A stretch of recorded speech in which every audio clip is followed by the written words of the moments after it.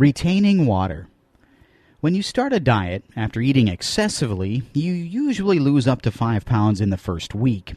You start to feel happy. You calculate how, at that rate, you'll be getting rid of your extra pounds in no time.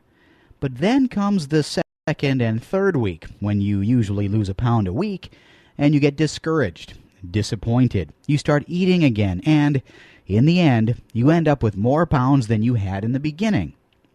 So what actually happens? Well, when you eat, your blood fills up with glycogen, and the glycogen is causing your body to accumulate water.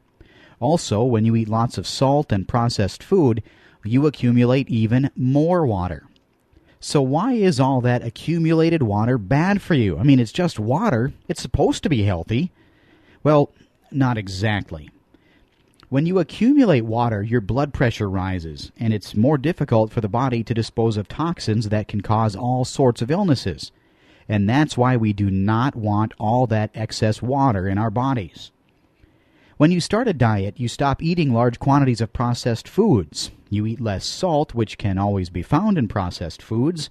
And most of all, you eat less in calories, and your energy intake is smaller.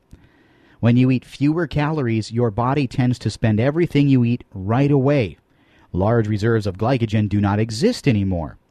All this makes your body lose that excess water, so all that excess water leaves your body in the first few days of your diet.